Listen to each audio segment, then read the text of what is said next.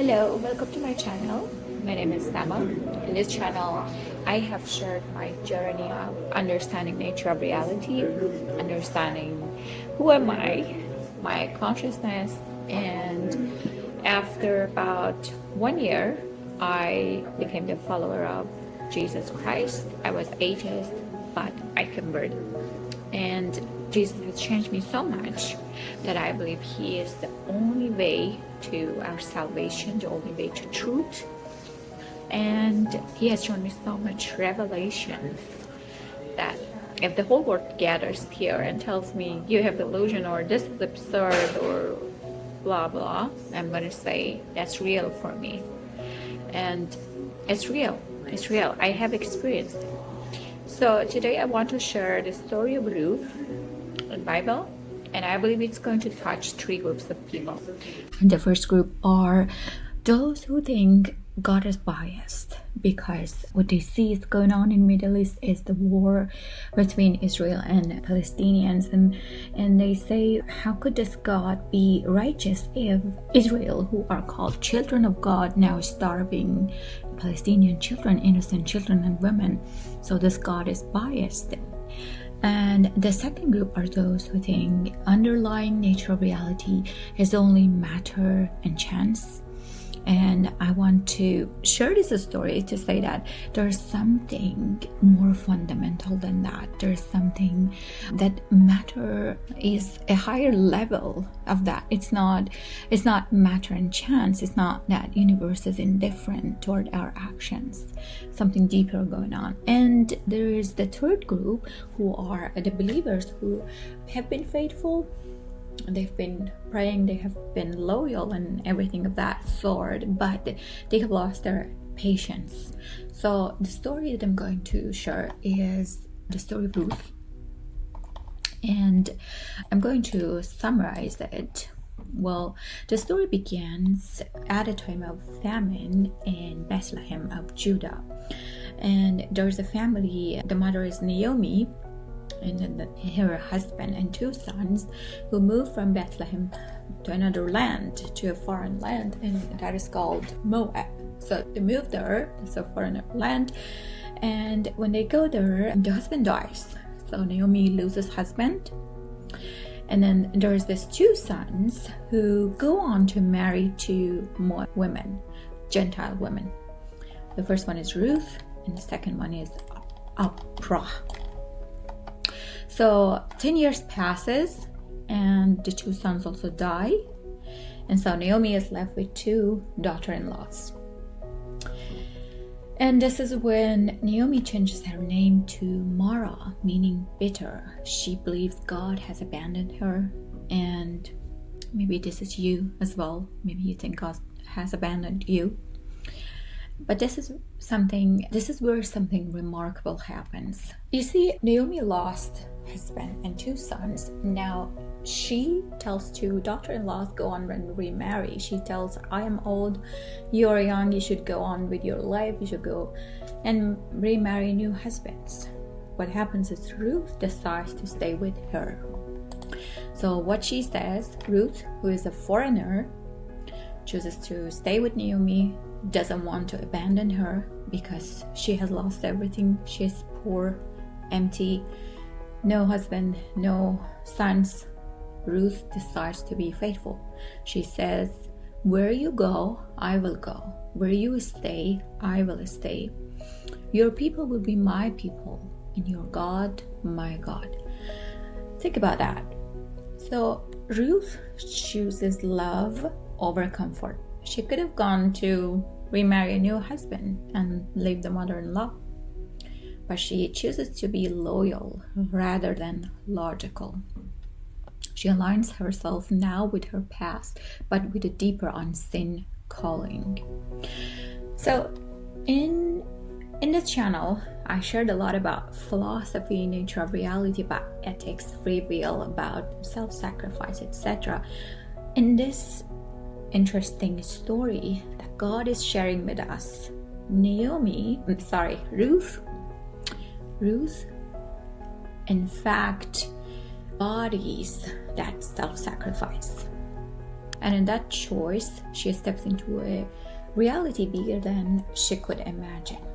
So now what happens? When they return to Bethlehem, they are poor, unknown, and Ruth decides to stay with her mother-in-law. She goes on to have labor to support her, to support the poor family, and stay humble, do hard work. And so you see, she is humble. That's the important thing to think about. This is a pattern repeats across many stories in the Bible. Stay humble, humbleness. Why is it important? Why being humble is important? I personally think it's because people are humble who have true understanding of something, and that is their weakness. No matter how rich you are, how privileged you are, where you've been born, which family, how intelligent you are, something everybody should know is that death is just an inch away from them. Even if you're so rich, so supported, anything, and at home, away from all the wars, all the famine, all the COVID-19, everything, pandemics, etc., you could still have heart attacks. So understanding this weakness, understanding it makes one humble. And when you become humble, that means your understanding has reached to that point that you acknowledge you are not at the center of the universe.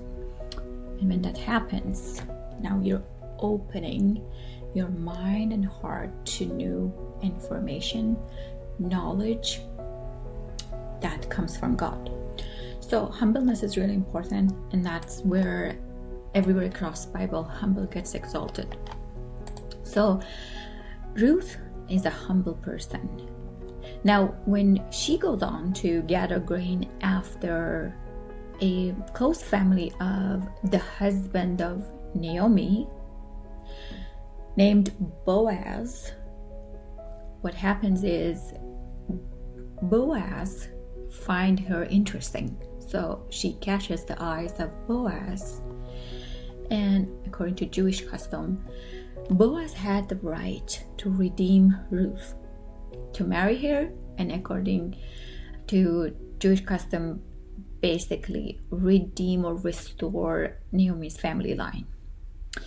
And he does that honorably. And out of that union comes a son, Obed. Obed is the father of Jesse, and Jesse is the father of King David. King David is very famous in the history of Israel, Bible, and among Christians. And King David is whom that from his line comes Jesus Christ, the Redeemer of whole humanity. So see what happened here.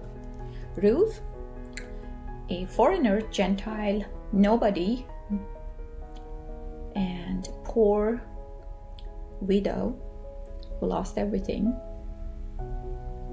gets exalted to become the great grandmother of King David. That after him comes Jesus Christ, the Redeemer of humanity. So a no one to Redeemer of humanity.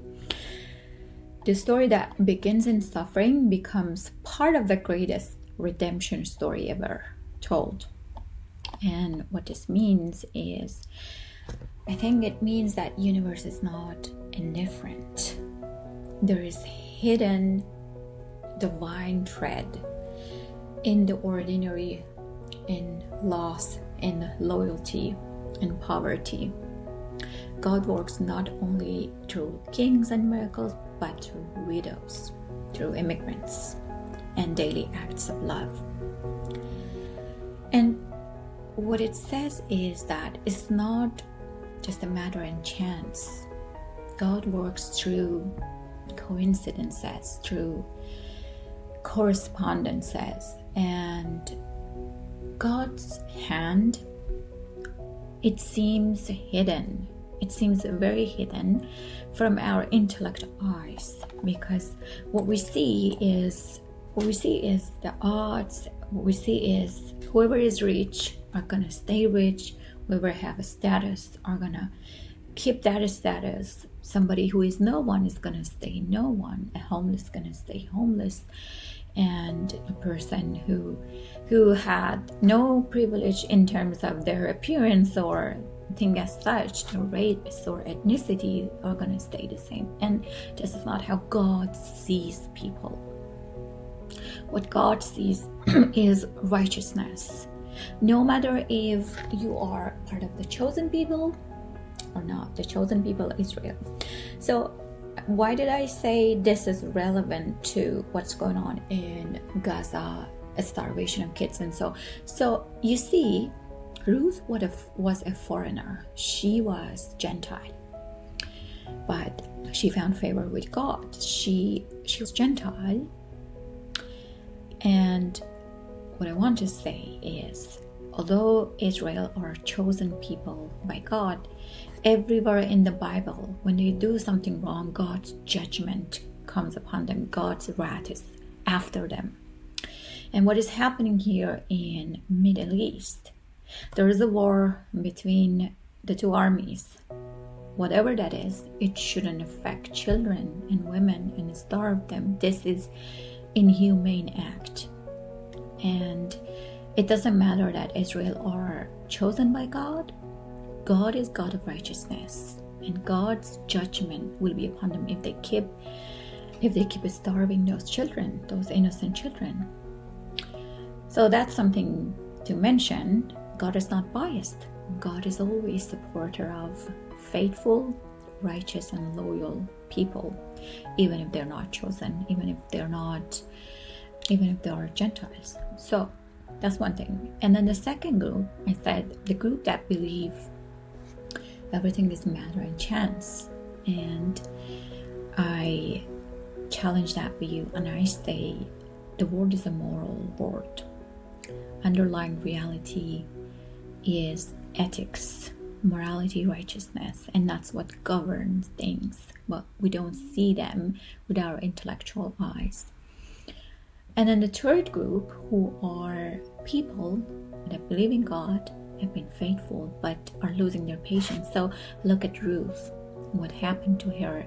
She was faithful. She chose loyalty and faith over logic. She endured, and eventually she became the grandmother of King David.